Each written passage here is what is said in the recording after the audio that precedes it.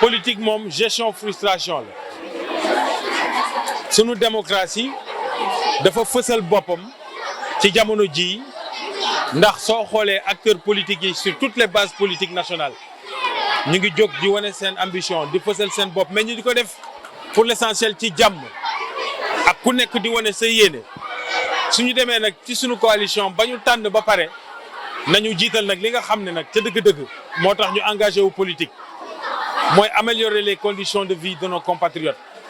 mooy fexe ba suñu dunduy doom ak suñuy doom gën koo woyof ci wàllu coonoy àddina loolu nag mooy suñu différence entre ñun suñu coalition ak coalition ñi ñu jàkkaarlool amuñ benn projet li ñu bëgg mooy ñi fi ne nañ puus may leen ñoom ñu toog ñun dañu am projet politique bu joxe ay preuves muy le plan Sénégal émergent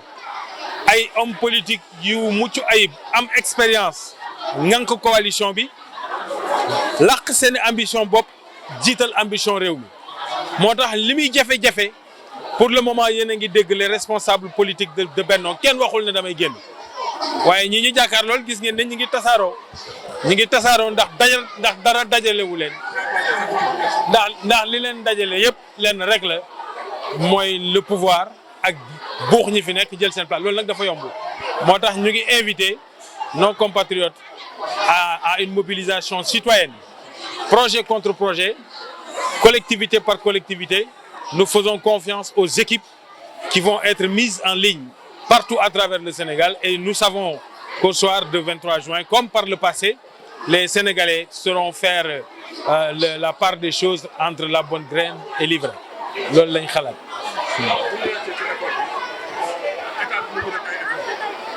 bonne volonté mel ni yow ñu ngi def aussi ay effort mais souvent dañuy gis ne année yi passé yëpp espace scolaire bi université bi dafay bëri ay yëngu-yëngu en tant que acteur ban message la am pour la société. L'école publique est l'institution bi nga xam ne moo ëpp solo ci attelage républicain parce que citoyenneté ci école lañ koy tabax moo tax li ci ëpp ci sujet yi ñuy song ci wàllu éducation nationale ci sunu point de vue warul doon ay sujet polémique dafa war a doon des sujets de consensus ndax xale yi ci classe bi moom suñuy doom lañ ak suñuy jarbaat ak suñuy neveu rek a ci nekk donc liñ leen di jàngal qualité bi muy am mooy tax ëllëg ñu am des citoyens de qualité moo tax aujourd'hui Sénégal suñ koy xool ci taxawaayam ci wàllu démocratie ci réewu jàmm bi mu doon ak modèle de citoyenneté bi mu doon c'est parce que les pères fondateurs ak mères fondateurs yi tabax réew mi dañ ci jiitaloon xam-xam ak tàggat xale yi ci conditions yoo xam ne dinañ doon citoyens yii ñu doon tey loolu nag suñ ko bëggee di wéyal faw les responsables de l'école les parents d'élèves les enseignants les autorités publiques